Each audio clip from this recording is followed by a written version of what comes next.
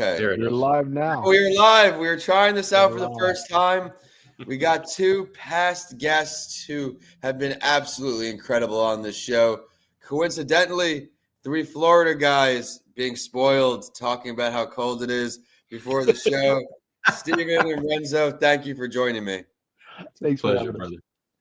brother. And for me, we're getting down to 40s. Renzo's over in Miami, so he's living large still in the 60s. Steven, what is it by you now? Right now it's 38 degrees. Not normal for us Floridians, but No. I know it's snowing where my mom is and my sister, so I take that for what it is. But everyone who is tuning in, maybe not right now, but we'll catch it on the recording. This is a mental health break. We're going live for the first time in 2025 to just check in with everyone, reconnect you with two amazing guests, and now we'll talk even what's going on in the world. I mean, I want to start out thanking everyone for tuning in, our guests for joining me. The cold weather, I've got a rod in my leg. I don't know if either of you have any physical ailments where the cold weather affects you, but how has this cold weather changed your day to day? Either of you can jump in. I have hernias, so I definitely like the humidity tied into the cold weather. Definitely, I always feel it. I feel like an old prospector, right? Like I can tell when the weather's going to change. But I loved it because it's a change of pace.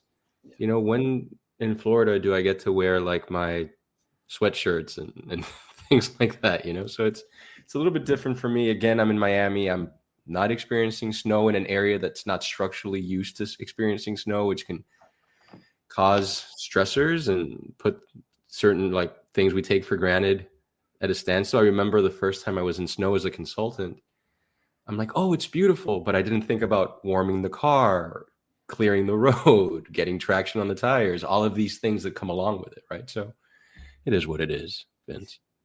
38 degrees here right now.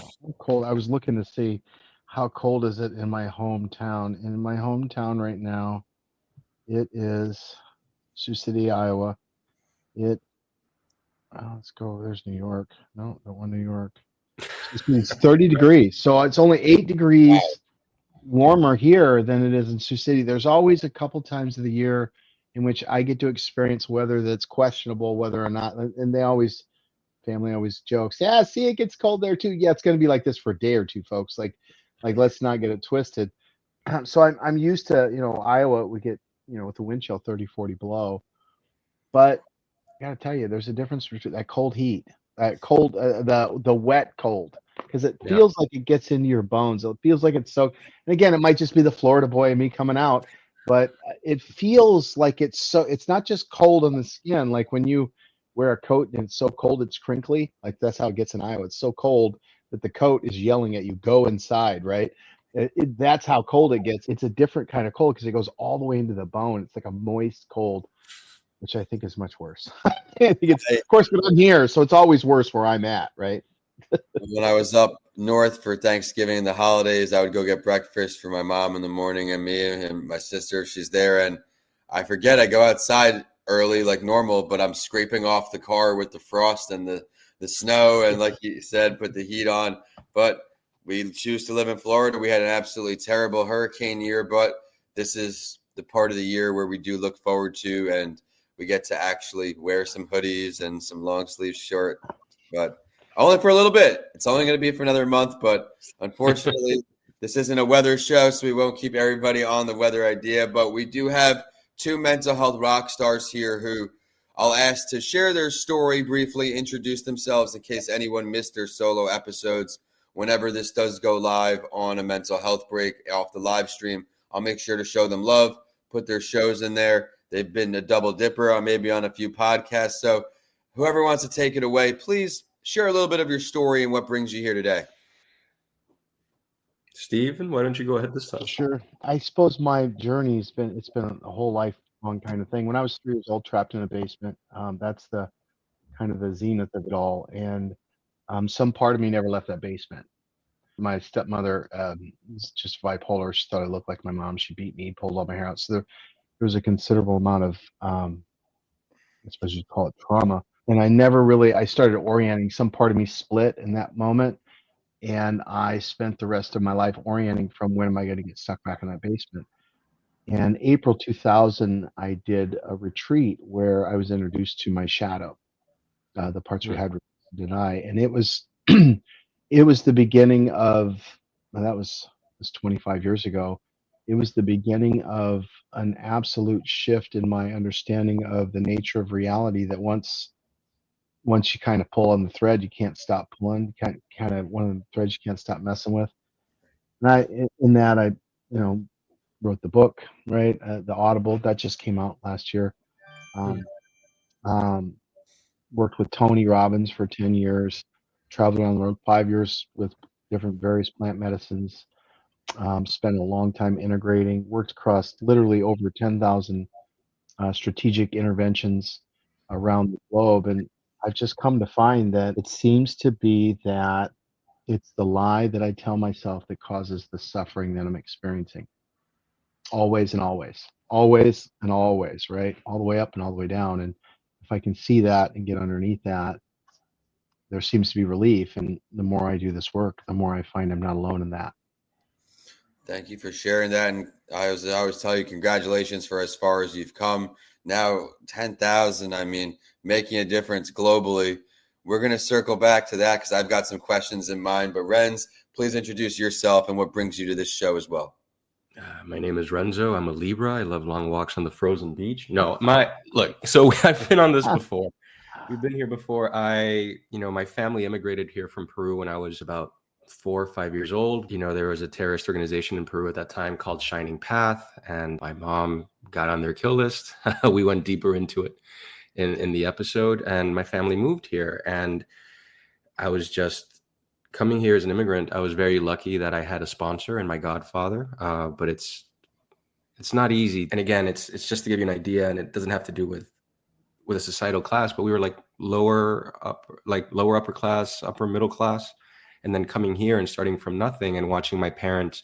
And I mentioned this to you, Stephen, and I believe in the episode we talked about just watching them say, "Hey, we already ate. Go ahead and eat," knowing that it was a lie. And as a kid, wondering why our parents, who at that age are like, "Oh, your parents are on this pedestal. They're perfect. Why are they lying?" It marked me, right? So went through it, became a relatively successful executive for a number of years in healthcare because I was very concerned with money, because money equals safety. But there is, and Stephen, I think maybe this will resonate with you, there is never enough safety. There'll never be enough safety. So what was I looking for? And I wasn't happy until I just connected with community and with the idea that I am good enough just being who I am. It's not what I can do, right? Because I also grew up with that. I learned how to read on my own as a kid. And whenever I would come home with like a 95, it's like, what, were you sick? What was wrong? We expect this from you. And I just thought my value as a human being was what I could provide instead of who I am. And I got to a place where connecting with art, I have a book as well. It's a poetry book published. It's going to be 2 years. It's going to be 2 years in July, about almost a year and a half ago. And just reconnecting to that creative aspect. To me, communication is where you touch the divine, God, universe, whatever you're going to call it. If God exists, it's between us three right now, having a conversation, communicating, bridging the gap, healing each other from the trauma of being human, right? So doing that process, I got to meet Mr. Lancy over here, and now I'm meeting Stephen, and it's a great thing, and I'm very, very happy. Warm, cozy Florida boy in winter. Well, thank you for sharing your story as well. As you can see, everyone, they both have two unique yet equally motivational stories. They dive into their solo episodes a lot more in these, but now we are here at the new year. Holidays are always stressful for me coming into the new year's, these unrealistic expectations, all these things we want to do. It's important for me to get back to my baseline, take intentional rest, intentional time off. Stephen, what are some of your 2025 goals, not just professionally, but also personally and emotionally healthy, everything? I don't do goals. I have what's called living inquiry. So 2 years ago, to give you an example, one, I wanted to see the divine feminine in my wife more. I wanted to be more connected to how she represents that in my life. And so throughout the year, I would just find myself in a position where, shooting pool, we're out on date night, show me. And I look at the way she's holding, the cue. Look at the way she's talking. Look at the way she takes care of the family. Look at just allowing myself to be aware of what I know to be true, which is she is the representation of the divine feminine in my life. Last year was this was terrible. I wanted to move I wanted to move through more from grace than I did from struggle and suffering from the hero's journey, because everything is a hero's journey, really. We're programmed, all our programming, all of our meaning is hero's journey rooted. And so I wanted to see if I could move people change two reasons: by when the pain of staying the same is worse than the pain of change, or when the solution becomes greater than the problem could ever be, right? And most of mine is when the pain of staying the same is worse than the pain of change, like probably 99% of it, right? I wanted to see if I could move in this other area more, spend more time over here. And I'll tell you that it was a failure. It was a dismal failure from the surface of it. But when you dive down in, by the end of the year, what I found myself, the question ended up being, are you just trying to survive this moment, or are you truly living it? Mm. And as I started realigning to that, just that 2 millimeter shift was everything. So this year, and I'm doing it as I connect with you right now as we speak, this year it's, I want to see the divinity. I want to have an honest to goodness interaction with the divinity in you. To if I'm God having a Stephen experience, that means you're God having a Vincent experience, you're God having a Renzo experience. Is it possible for me to engage in such a way to where, if I know that to be true, what would that look like? And when I remember it, because the root word for human being in Arabic is to forget, right? We forget. When I remember, this is going to be for the year, the entire year, I'll hold on to that. And then at the end of the year, I'll look back and go, what did that do for me? And then I'll choose another one next year. I think that's an incredible perspective to bring to the show. Thank you. And I know you will stay motivated throughout the year and beyond. Renz, Absolutely. what's going on in your world? What can we see from you this year? What's on the agenda?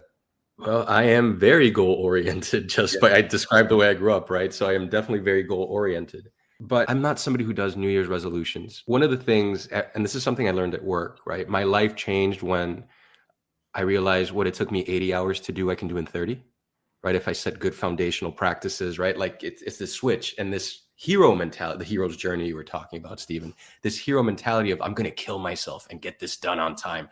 And I'm going to do it against all odds. What if excellence was just our normal operating procedure and I can enjoy my life and provide good results, whether at work or at home, without killing myself, without this narrative of me alone? Because what I've found is that my greatest strength throughout my life has been vulnerability, the ability to ask for help when I need it. How are you going to get a glass of water if you don't tell anybody you're thirsty? And what does that make you any less of a person, right? And that's something that I've had to learn.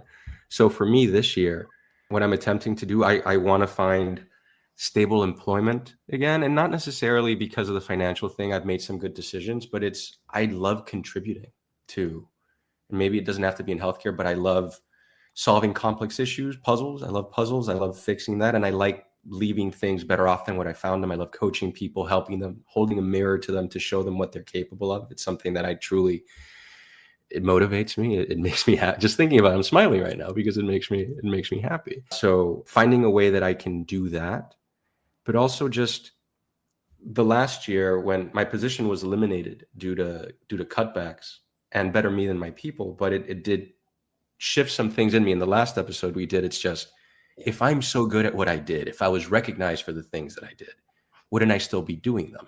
Am I making a situational thing a personal thing?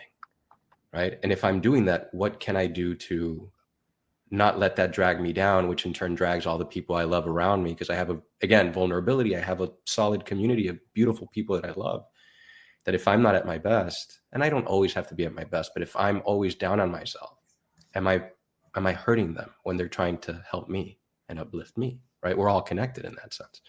So my goal for this year is I think I could have definitely enjoyed unemployment a lot more. I traveled a lot more last year. Actually, Stephen, it's pretty similar to what you said. Am I living in this moment? Am I actually enjoying this moment? And am I taking advantage of this life? Because the one currency that we'll never get back is time, right? Time is something we can't get. When you figure it out, let me know. But right now, the way that I see the world, we can't get that back. And if time is limited, then every breath you take is precious. And if you go to life with that mentality, then if this is the worst thing that happened today, am I going to be okay? Yeah, I'm going to be okay. And take that and move forward. So that's actually my goal. And abs, I guess, get back abs, Yeah, I'm not having that conversation. I don't have that conversation. that. It's funny you talk about it because there's some talk. It's like one of the things that I hear the people that the talking heads, people are much smarter than me. We're moving out of the hero's journey and into the genius, the story of the genius. So if you think that it took 13.5 billion years to make Renzo, and you're going to be here that long, and then you're going to be gone, and nobody eventually is going to remember your name. Like nobody is going to remember your name. But here's the thing. It doesn't matter what multiverse you go to. It doesn't matter how many times they try to recreate you. The signal, the light source, the energy source that comes out of you, it can never be recreated in any multiverse, in any time, on any planet, ever again. So it's like we are the rarest commodity that this universe can possibly flower. And going into the focus, we talk about paying attention. Your focused awareness is then, because it's the rarest commodity in our world, is focused attention. Being present and being in today is the rarest commodity. I've come to find out and come to believe, I find it irrefutable that there is a genius that is trying to poke through Renzo, be it puzzles, be it your strong sense of structure and being efficient. There's a genius that coming through you that can only come through you. It can't come through Steven. It can't come through Vincent. It can only come through like everybody here listening. Just look at your life and know that there's some genius that's yearning for expression. And that genius, what I've come to find, is it will find expression in the light or in the shadow. One way or the other, it will be heard. And so it's like, I think that we've just come to the time where it's finally we start to own that we're human. My name's Steven and I can think. And now it's time for us to learn how to live in the power that comes along with being, the primary creative force in our reality. It's such an interesting viewpoint. It's Blakean, right? It's romanticism. A rose is beautiful because it's finite, right? Yep, a little bit. Yep. But it's do you feel that knowledge, that self-awareness comes with a responsibility? Like, okay, you're aware. Can you turn away from the impact you're going to have now, or do you just enjoy it for being what it is? I'm curious as to what you think about that. Boy, that's a great question. So it's like, can I look away from the responsibility? I believe much that's been shown, much is expected.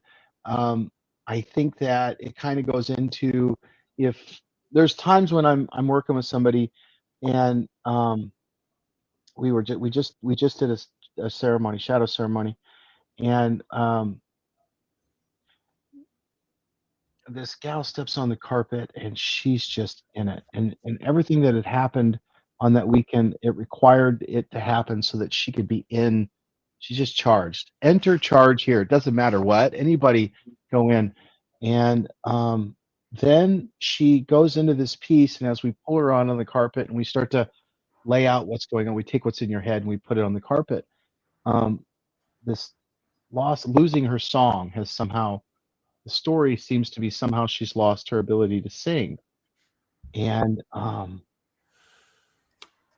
then we go through this process, and she has us play this song that she didn't know if it was, and in the middle of the song, it's like it's like, oh my, the angels start singing, and she's singing to her little self. And then the next day, her brother stops in, because we have an open carpet on the last day. And her brother says, this reminds me of the time that the family I was going off to college. He was going off to college or something. And my family put me in the middle of the room and they sang to me. And I went, what are the odds? I want to do the math. So when we say responsibility, to say that there's responsibility is to somehow suggest that I feel a lot like that bear on Toy Story that's on the front of Toy Story 3, the one that gets stuck on the front of the truck. Yeah. I think that awareness is the salve. Like when we go down into the darkness, many times it's like, okay, now be here with it, feel it, like allow yourself to feel what's going on so that they can get awareness of what's going on down there.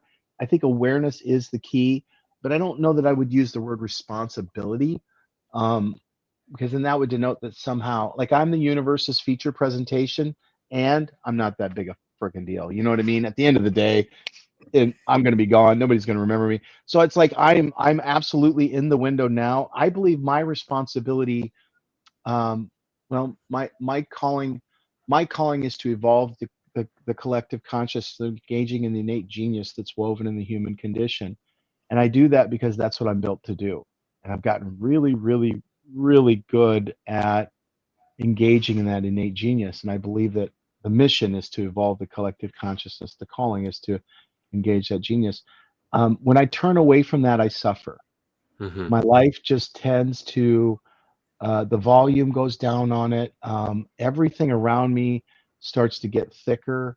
The people in my life tend to be more stuck in their own world, because then I go back, because I actually, what I'm doing then is I'm retreating. And so, but that's a good question. I don't know if I would call it responsibility. Here's the question: you see pain in the world, and is it my job to fix it? It's, I suppose, my job to do my work. So there are times when there are times, guys, when I just want to lay in my bed and have somebody give me a bottle and change my diaper. I agree. I You agree. know what I mean? I feel the same way. And acknowledging that and making space for that, I suppose that would be as close as I get to responsibility. But it doesn't sound like that's the word. You know what I mean? I can clarify, right? And Vince, please let me know if I'm going long. But I want to clarify, like, responsibility comes from the way that I grew up, my foundation, my language, right? There's a lot of connotations to responsibility. Some people might see responsibility as a burden. You go for the people who love Spider-Man. With great power comes great responsibility. So you should be miserable so we can sell a lot of comics for 30, 40, 50 years, right? You know? Oh, wow. Yep. But in terms of responsibility for me, and I was actually having this conversation with a friend of mine the other day. Like, she mentioned that I'm someone that if I see somebody going through something painful or having discomfort, like, I'm not someone who can turn away. I can't. It's not in me. It's not in my DNA. It's not how I grew up. It's not even something I would like to change. So I feel this sense, maybe responsibility is coded, maybe sense of purpose is a better term for it. Like, I'm driven to, there's an impulse in me. So when you talk about this awareness of something that, you know, you lived your life this whole time, and then you this way, and then you open it up a little bit more, and then you see, oh, this person's suffering, or, oh, I can actually organize this and make it more efficient for other people to go. Like, is there duty, again, is coded, but like that purpose to go, like, when you have this awakening, are you able to move by and ignore it? Because there's another thing that I've worked on. Like, growing up, my family always was helping people.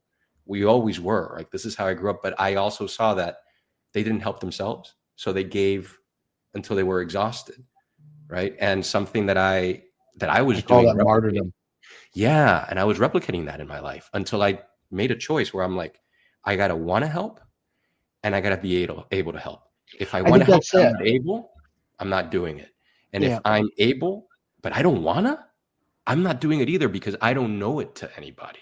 And since then, I've had enough of me left to be able to even help more than I used to. Because again, all that effort, 80 hours, I can do in 30 and still have enough time for me, right? To go back to that metaphor. So that's what I was getting at. Does that make sense? Yeah, I had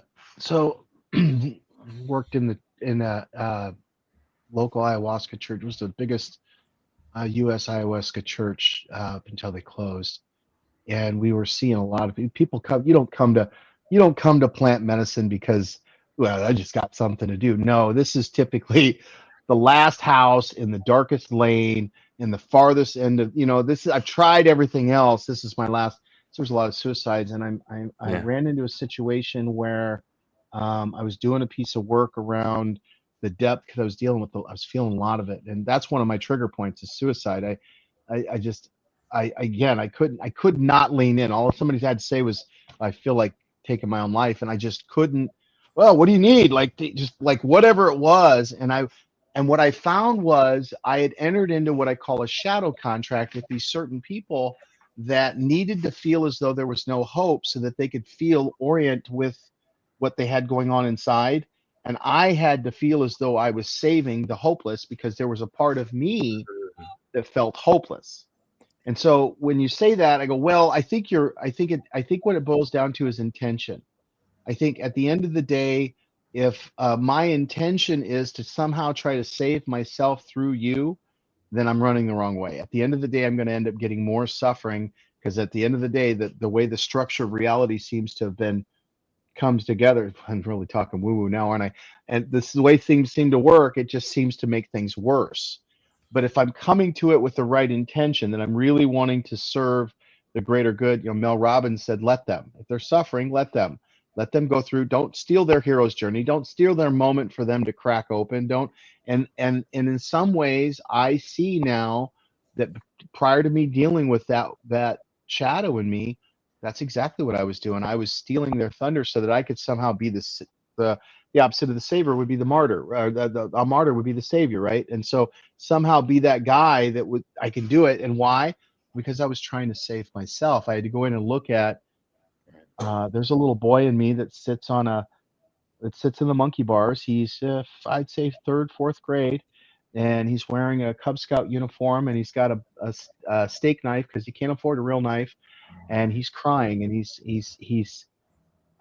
just wants to be a normal kid, and he's asking God for some kind of um, he's asking God for some kind of sign, some kind of that everything's going to be okay, and God never came. It got worse, and um, that little boy, in some level, is still in me, and every now and again, I see somebody that's hurting, and I go, oh, I must do something. And as soon as I catch that, I have to stop myself and go, wait a minute, like stop moving. This is not my job. Is not to save the world. My job is to do what's here and lay this brick as best I can, and through that somehow by me laying my brick, somehow they see me lay my brick, and through me laying my brick, they're now able to lay theirs. That's so interesting because again, in the coded language that I have growing up, I'm like, oh, so no, it's your responsibility to yourself. Yes, Right? any way you look at it, yes. At the end of the road, we're still coming back to be when you say responsibility, response able, and that's Yes. really the key. Do I have the ability to respond? And most of my life, most people don't have stories. Most people's stories have them. And so when we talk about being responsible, people could say that they're responsible. They could think they're being responsible, but they're not. They're being reactionary. They're working in a job that they don't like, so they can buy things that they don't need, so they can impress people that they don't really care about anyways, so they can be in a relationship that they're not really in to begin with, and they can't figure out why they're not happy. Well, you're reactionary. You're not responsible. You think you're being responsible, but you're being responsible to a story that was taught to somebody, that was taught to somebody, that was taught to somebody, and they taught it to you, and you think it's, I say you, as in not you, but No, I'm taking this completely me, personal. Please go ahead. let me speak with I statements, right? Because there are still stories that I find myself like, it's all story at the end of the day. Most of my, let me rephrase that. Most people have thoughts. Most of my thoughts still have me. And so the more I become aware, the more I become response able. Now I can respond. Now I can come from the heart. Now I can love. And in that, it is my duty, I suppose, to then act from that space. But I do it because if I don't do that, I lose that muscle. I know what I'm capable of. I know I come from the other end of the street. I come from a very dark place. And I know that if I don't continually, there's just this part of me that says if I don't consciously work to have a connection with my higher power, I will lose that connection, and I have the capability of doing some very awful things if I go into reactionary. It seems like this choice connection between us on this panel was a good overlap. It seems like this conversation has been incredible, and I hope that it forges a new friendship amongst the two of you. Absolutely. And now that this show is going a little longer than my normal shows, everyone, we know we try to do 30 minutes, but we're going to go a little longer here. when we get through this hard work and we get to this point where we're able to show up for ourselves and then not feel that need, because we're all kind people on this call. We want to help people that are in need. We've been helped. What advice can we give to our audience now to stay in this spot and not maybe teeter back and forth? Renzo, you want to start here? Sure. I think we touched upon it a little bit in the conversation. I think you can't, if you have an empty tank, you can't do anything for anyone. And the first step to that is know thyself, which is easier said than done, but do the work to understand what motivates you, what you want, what truly makes you happy, without judgment, right? Without that judgment of like, the tyranny of should. Are we living under this, like, I should do this, I should do that? And no, love yourself enough and accept yourself enough to ask those questions. And I think that leads you down a path, at least it has for me, where my actions are predicated on this desire that comes from within me, that comes without guilt, that comes without, as I said, judgment, that comes without stress. And when I act from that place, because I don't always, right? I try to, for the most part I do, but there are times when I don't. And as Stephen mentioned, when you get a trigger point pressed, it's very easy to revert back to what feels safe, but could be detrimental to the work that you've done. And it feels safe because it's what you know, right? For me, I'm a very emotional person, but I went through some situations that I stuffed my emotions down and just acted from like a rational point of view. And after 5 years of therapy, I can tell you that wasn't the best thing that I did, right?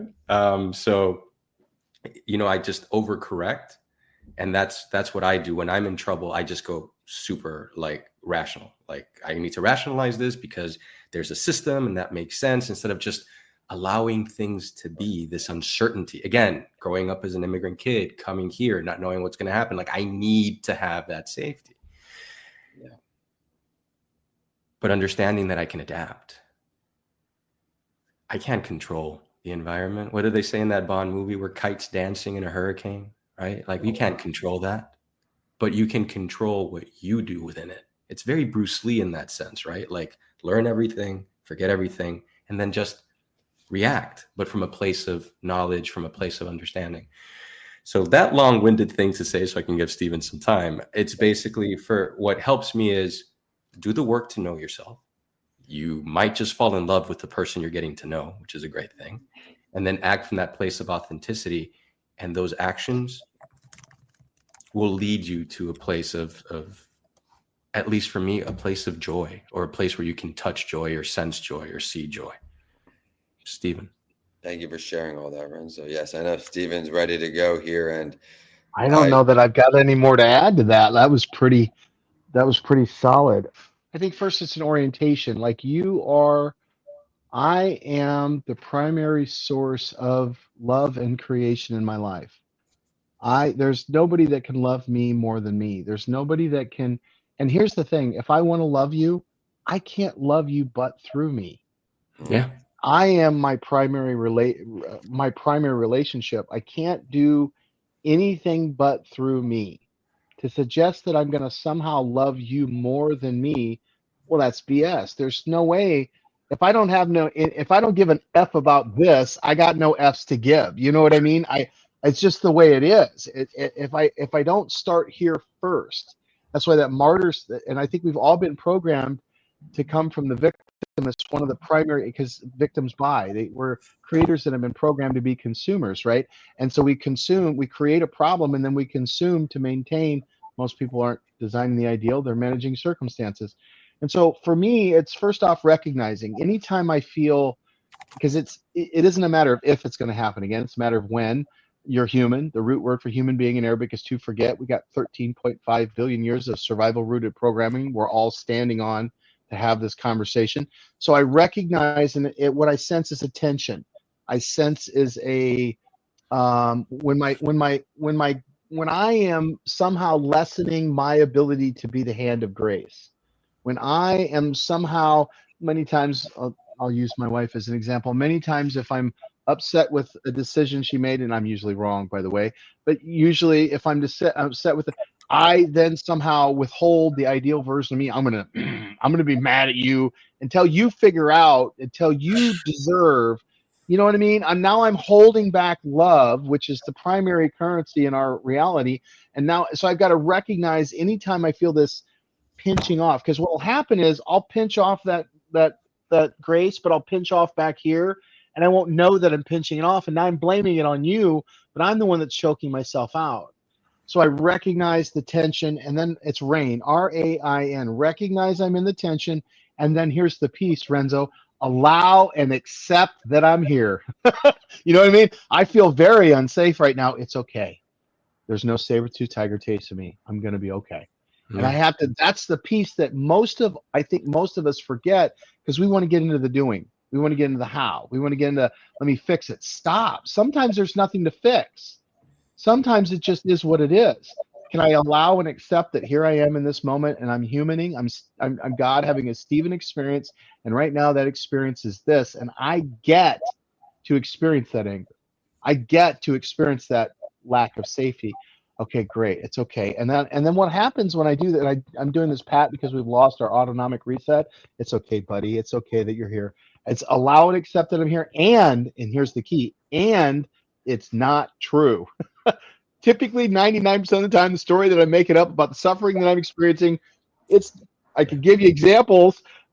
It would boggle the mind. The amount, the example. I just heard 5 new ones today. It's like, it's okay, and it's okay that you feel like everybody's out to get you, and it's not true. It's okay that you feel that way, but it's not true. And now that I get and I've accepted, now I'm here.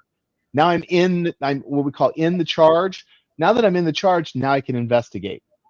What do I need? And investigate's an acronym. If you've read the book, then you can. There's an acronym that I teach this stuff. Like, here, go use this. We got to get this out, right? It's like, go in, look at it, follow it down, see where the light's on, flip the light switch off. It's like, investigate. What did you need? Well, I don't feel safe. Okay, what can you do? Need, right? Nurture the need. What can you do to feel safe right now? And Renzo, what I do is I bring my rational mind online, and I come up with that's exactly right. Like, for the system that is Renzo, that's exactly right. It's like, recognize, oh, there I am, feeling unsafe. It's okay that I feel that way. It's okay. I'm not going to die here. Okay, what do I need? I know what I need to know that I'm safe. Can I give myself that need? Because in our life, in our reality, we've gone into this, like Jerry Maguire, you complete me. Like, I'm waiting for somebody else to solve that problem, and then I'm mad at you because you didn't solve the problem for me that 99% of the time you didn't know I was having anyways. Mm-hmm. Right? So it's recognize, allow, investigate, nurture the need. No, but that's it. And if I may, Vince, like, I had a disagreement with my girlfriend over the weekend, right? And I'm so glad I'm at a point where I'm like, look, I'm not angry. I'm figuring something out. I am upset. I just need a little time to figure out why I'm upset, because I don't know, but I know that I'm upset.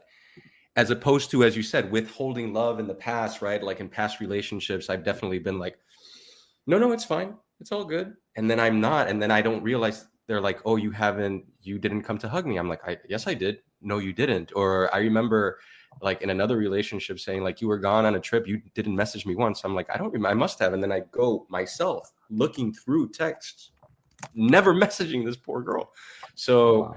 It's this, we do create a lot of that, and that awareness with ourselves, but also vocalizing it and communicating it, not taking for granted that other people don't understand our internal struggles, right? And so you are more than allowed to take a couple of moments and realize why you're upset, because we don't know everything. And to be able to do that is also creating a space where you can thrive, right? Allowed. One time we were, you have a minute? We have a minute, Vincent? Yeah. So one time, so my son's birthday party, my wife is just an Uber mom, right? We got 5 kids left in the home. As you can tell, we've got a lot of kids. She's very Uber momish. She wants to be super mom, and I don't know, every mom that's listening right now, how many of you feel at some level you're the worst mom on the planet? It's a lie. Like, it's a lie. The amount of work that women do to try to solve some vision of what a mom needs to be, it's outstanding to me. Anyways, so she's in that mode, and it's my other son. He's going on stage for the first time. He's a nervous wreck, but she's a nervous wreck. And I get up and I look over, and we're in this interaction, and I go right into, my wife is going to go into her mode again. She's going to have a terrible day. I'm going to be stuck, trapped in this day. There's the basement, right? I'm trapped in this basement while she has, I can't do anything about it. So I catch myself all tight like that, right? And so I big red flare goes off. I'm getting good at this work, right? I'm good at catching myself in it. I'm like, I need a minute. So I go downstairs and I sit out. I got this tree that I stare out, and I'm just, can I let it go? And not just like you said, not sparkly, because if you're sparkly banding it, you're not really letting it go. What I'm doing when I'm not letting it go then is I'm holding back. And when I hold back, ambiguity breeds shadow. Now she's got to translate my behavior, but she can only translate it through her story, and it's never going to come out good. It's always going to come out as it just never ends well. It always goes to shadow, right? So can I really let it go? And I'm wrestling with myself, and I was able to let it go. And I distinctly remember having this experience about these butterflies that flew by, and I walk back upstairs, and she comes out of the bathroom and she's whistling. Now, Renzo, Vincent, here's my question. Did I go downstairs and she see me going and doing my work? Me and my wife are battle buddies now, so we know this work. Like when you get your significant other on this board with you, it's a whole nother thing, right? But did I go down and do my work? She saw me doing her work, so she decided she better do her work. Did somehow, in some way, I go down underneath the water, and as I let go, it gave this woo-woo experience where she let go? Or was she really not in a bad mood at all, and I was in a bad mood looking for a reason that to give myself to be in a bad mood? The answer is it doesn't matter. At the end of the day, we both let go, and we were able to have this amazing experience. My son's like, oh, this was the most amazing. I've never felt so alive in my life. And my other son had an amazing birthday party. We had an amazing day. We had a great night. And it wouldn't have happened if we wouldn't have gone through, if I wouldn't have let go, because I would have half-assed it. She would have, just if she would have been doing her work, she would have came out and seen that I wasn't letting go. Now she's not letting go because I'm not letting go until you let go. Well, somebody's got to start, and it always ends up being you. So at the end of the day, just swallow the pill. You're the one that has to let go. Can I let go? I've come to the point where yes, I can. I can let go. I don't need to be right. I can be okay. I can be okay not being sure if I'm right. I can be okay just being here and being with them and being okay in the witness, and it changes everything. The game changes. Not being right means that you learn something, right? Yeah. And that's a beautiful thing, right? You don't have all the answers. I completely agree with that. And like, just to give you some closure on what I was talking about, I had completely misunderstood my girl. She's from Turkey, speaks perfect English, but some idioms are missed. We were talking about what's healthy or unhealthy. Isn't that interesting? I was overweight as a kid, which is a trauma for me, right? And then that's like a pain point for me. And then she said something about it being unhealthy. And my response was like, but it doesn't have X amount of calories or like the nutritional values or whatever. And then like, it just, in my mind, I built this narrative, like, is she trying to attack me for some reason? But why would she do that? That's not like her, this and that. So I'm like, there's just safety at the center of it. I just need a minute to come back. And I'm like, wait, what am I doing? Right? What am I doing? Let me talk to her.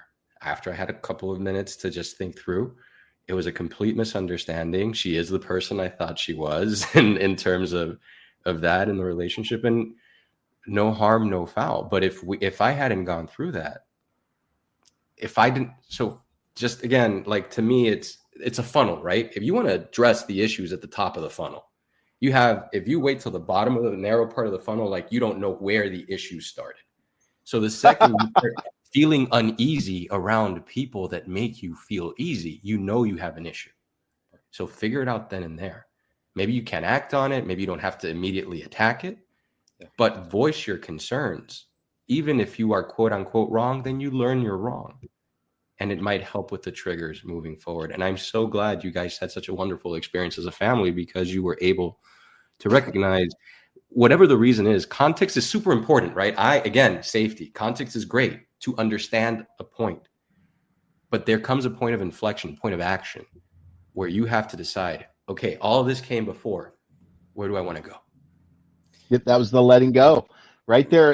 It was like a threshold right there that once I chose to let go, because it was like, can I let go, allow her to be in that regardless? Can I allow the highest version of myself? Can I love her at 100%, even with my story?